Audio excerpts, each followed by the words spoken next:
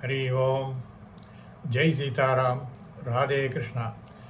அன்பு நண்பர்களே, உங்கள் அனைவரையும் எனது தெய்வீக பயணம் யூடியூப் சேனல் சார்பாக அன்புடன் அழைக்கின்றேன். நாம் தற்போது உத்தரப்பிரதேச மாநிலத்தில் உள்ள திருக்கோயில்களை தரிசனம் செய்து வருகின்றோம். நாம் பகவான் மகாவிஷ்ணு ராமாவதாரம் மேற்கொண்டதை அனைவரும் அறிவோம். அந்த ராமாவதாரத்தில் மனித ரூபத்தில் அவர் பல காரியங்களை செய்திருக்கின்றார். மனித ரூபம் என்ற பொழுது பிறப்பு இருக்கும் பொழுது ஒரு முக்தியும் இருக்கும் அல்லவா? அப்படி ஒரு முக்தி அடைந்த ராமர் வைகுண்டம் ஏகும் முன்னார் எந்த சரையோ நதிக்கரையில் இருந்து அந்த சரையோ நதியில் அவர் தன்னை ஐக்கியப்படுத்தி கொண்டார் என்பது வரலாறு. அப்படிப்பட்ட ஒரு இடத்தைத்தான் இன்று நாம் காண இருக்கின்றோம். தனது கடமைகளை முடித்துவிட்ட பின்னர் சீதாதேவியை வனவாசத்திற்கு அனுப்பிவிட்டு இறுதியில் உத்தரராமாயணத்தில் இந்த காட்சி நம்மை வருத்தப்பட செய்யக்கூடிய ஒரு காட்சியாக இருக்கின்றது. சீதாதேவியும் அங்கு பூமிக்கு உள்ளே சென்று விடுகின்றார். பிறகு தனது மகன்கள் லவன் குஜன் ஆகிய இருவரையும் பட்டாபிஷேகம் செய்துவிட்டு தான் பூலோகத்தில் அவதாரம் எடுத்த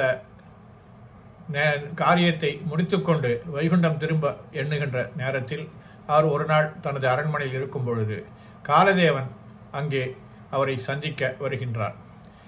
வரும்போது அவரும் தானும் தவிர வேறு யாரும் இந்த மண்டபத்திற்குள் இருக்கக்கூடாது என்ற ஒரு நிபந்தனையை விதிக்கின்றார். அதனால் லக்ஷ்மணரை வாசலில் காவலில் இருக்குமாறு சொல்லிவிட்டு இவர் காலதேவனுடன் விவாதம் செய்து கொண்டிருந்தார். அந்த நேரத்தில் துர்வாச முனிவர் அங்கே வந்தார். துர்வாச முனிவருடைய கோபம் நாம் எல்லோரும் அறிந்தது. லக்ஷ்மணருக்கு என்ன செய்வது என்று தெரியவில்லை. இருப்பினும் முனிவரை சற்று காக்க வைத்துவிட்டு உள்ளே சென்று ராமனிடம் தான் முன்னதாக வைகுண்டம் ஏக வேண்டும் என்று சரையு நதிக்கரையில் மூழ்கி வைகுண்டம் ஏகப் போவதாக அங்கே ராமனிடம் அவர் தெரிவிக்கின்றார்.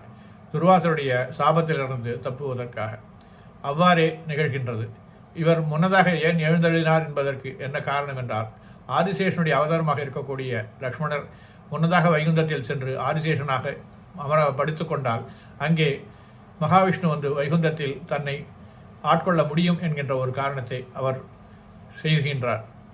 அதே போலவே சரையு நதிக்கரையில் சென்ற ராமர் தனது பரிவாரங்களுடன் பரத சத்ருகன் ஆகிய சங்கு சக்கரம் ஆகிய 2 ஆயுதங்களையும் அங்கேயே தன்னோடையே ஐக்கியப்படுத்தி கொண்டு சரையு நதிக்கரையில் இறங்கி சரையு நதியில் மூழ்கி வைகுண்டம் ஏகினார் என்று வரலாறு கூறுகின்றது.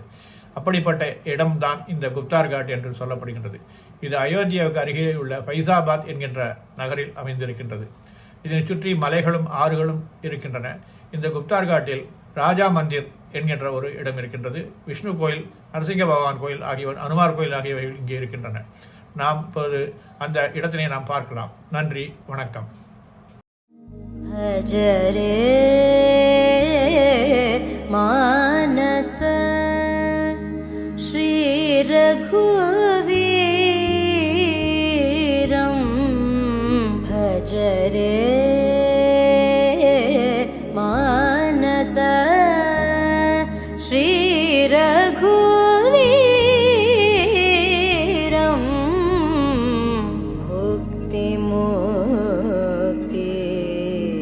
भुक्तिमुक्तिप्रदं वासुदेवं हरिं भजरे मानस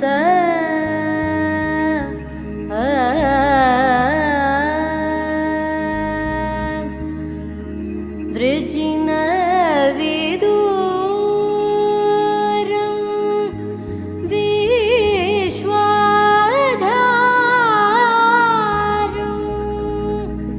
सुजनमन्दारं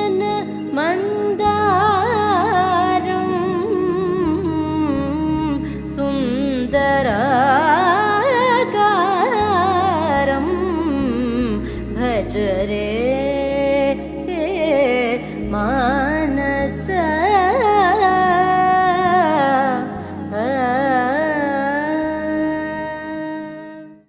மன்னு புகழ் கோசலை தன் மணிவயிறு வாய்த்தவனே தென்னிலங்கை கோள் முடிகள் சிந்து வித்தாய் செம்ப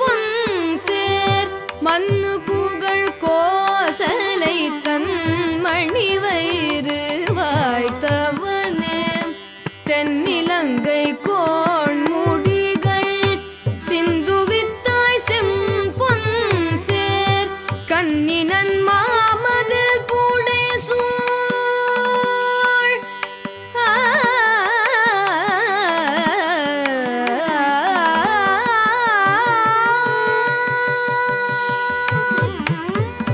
கண்ணினன் மாமதில் பூடை சூழ் கணபுரத்தன் கருமணியே கண்ணினன் மாமதில் பூடை சூழ் கணபுரத்தன் கருமணியே என்னுடைய இன்னமுதே ராகவனே தாலேலோ என்னுடைய இன்னமுதே ராகவனே தாலேலோ.